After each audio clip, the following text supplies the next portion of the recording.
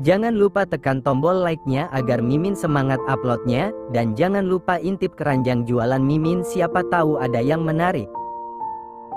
Di rumah sakit, Audrey sudah nampak lebih baik. Ia ditemani oleh Bibi Lauren. Wanita parubaya itu nampak sangat protektif sekali dengan Audrey. Meski agak risih, tapi hatinya sedikit menghangat. Setelah ibunya meninggal pasca melahirkan adiknya, sejak saat itu Audrey tidak pernah merasakan lagi kasih sayang seorang ibu. Ia harus tumbuh dewasa sebelum waktunya untuk membantu ayahnya mengurus adiknya yang saat itu masih bayi. Tapi hari ini, tangan lembut seorang ibu yang lain sedang merawatnya.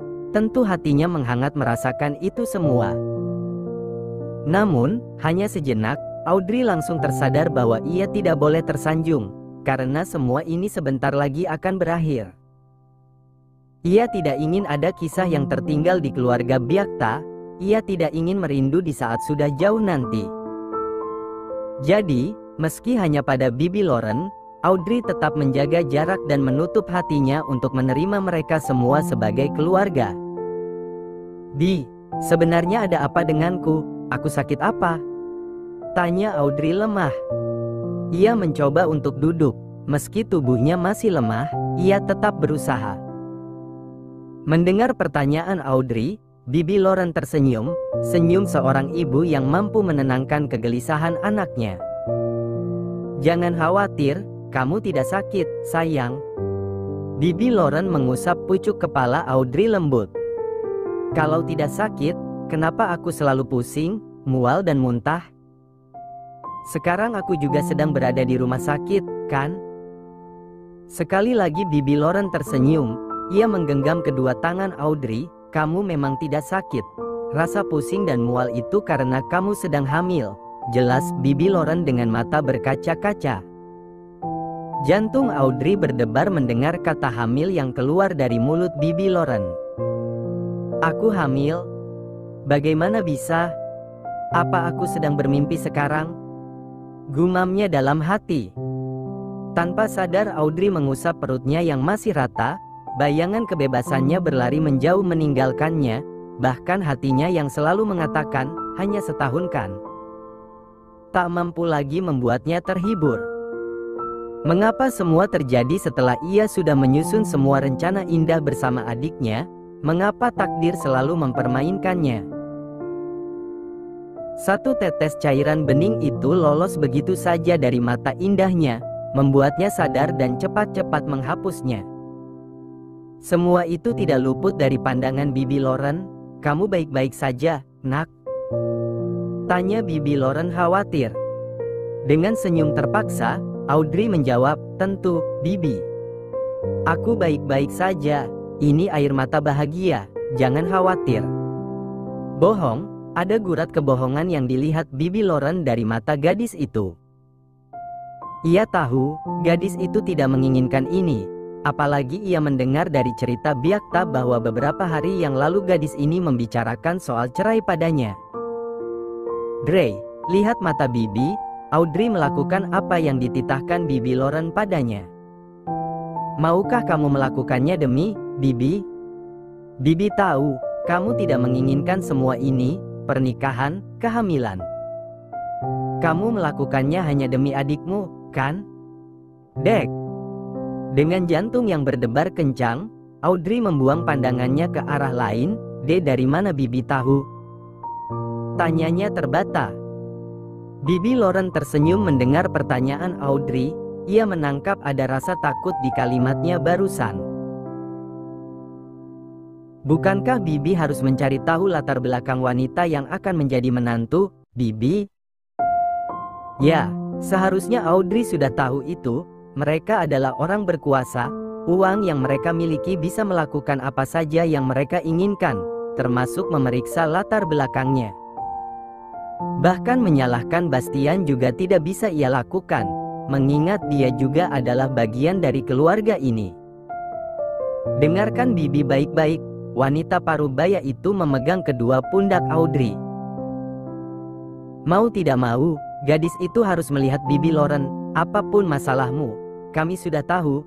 baik Bibi ataupun Byakta, dia berjanji akan melindungi adikmu dan memberikan pengobatan terbaik, asal kamu dengan ikhlas mengandung anaknya. Hati Audrey yang tadinya menghangat saat merasakan ketulusan Bibi Lauren, langsung pudar begitu saja, ternyata semuanya sama saja. Baiklah, ia sudah terlanjur terjun.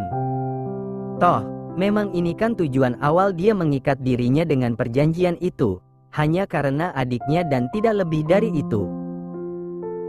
1 bulan berlalu, perut Audrey masih terlihat rata, akan tetapi tubuhnya kini terlihat lebih berisi, pipinya yang tadi tirus, kini sudah terlihat lebih tembem, aura kecantikannya pun bertambah, ia lebih terlihat dewasa sekarang.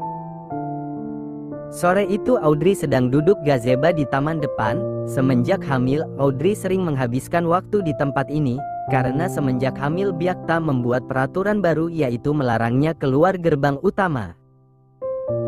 Byakta bilang, kamu tidak boleh kemana-mana, dia tidak mau kalian berdua kenapa-kenapa, kamu dan si bayi, ucap Bibi Lauren menyampaikan pesan suaminya.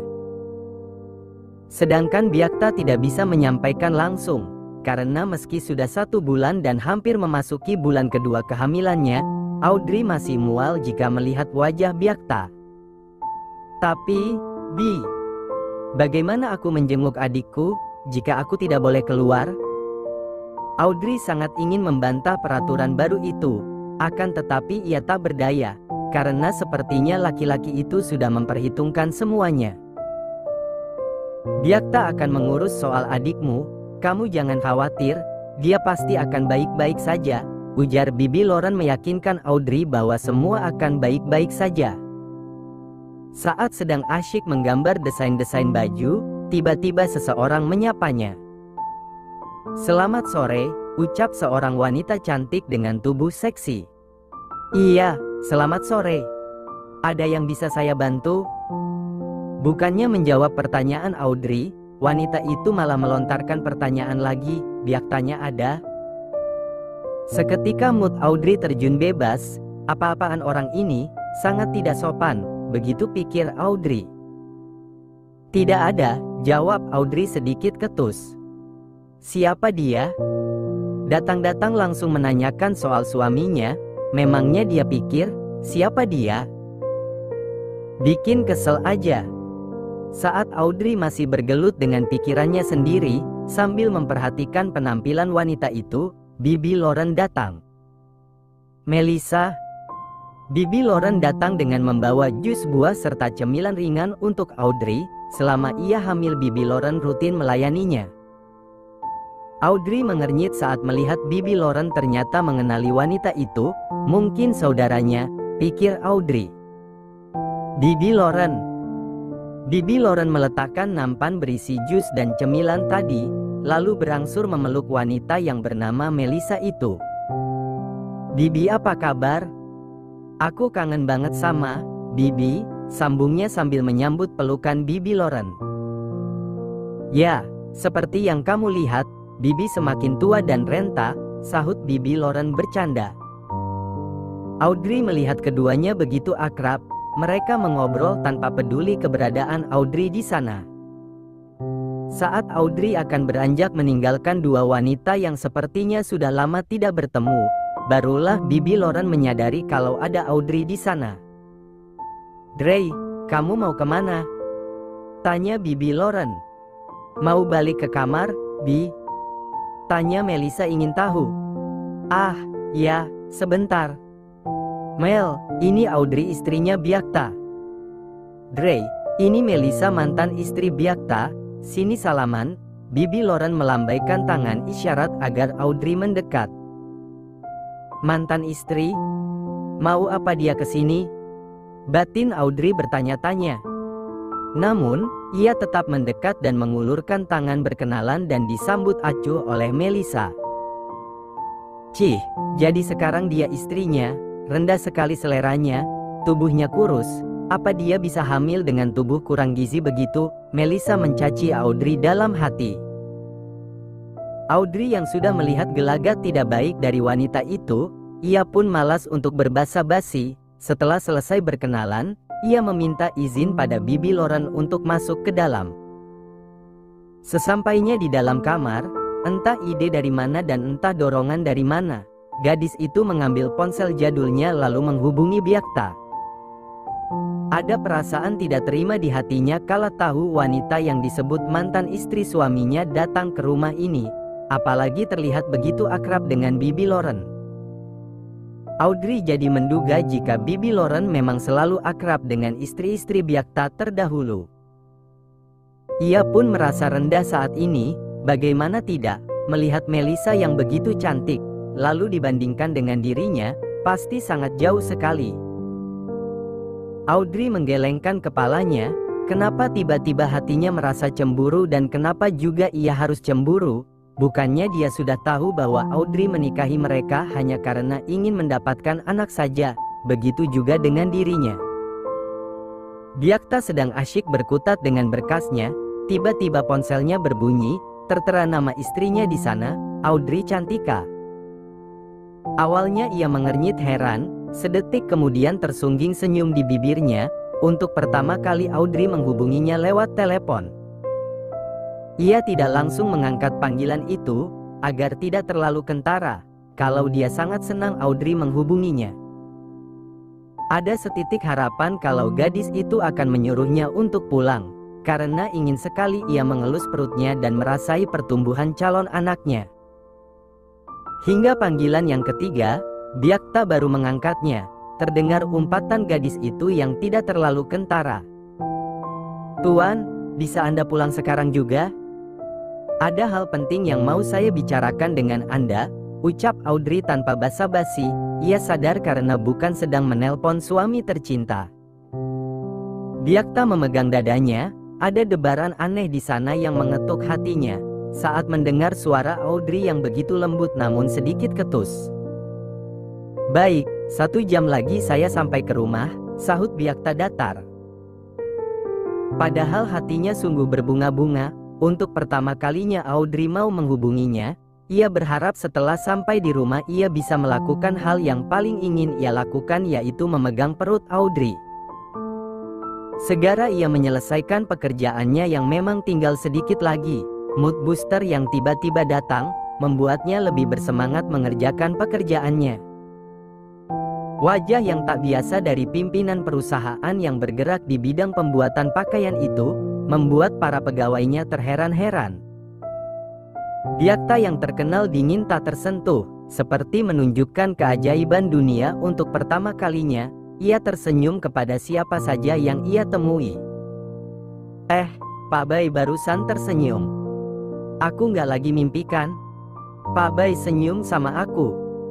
Iya benar. Aku nggak salah lihat, Pak Bay beneran senyum.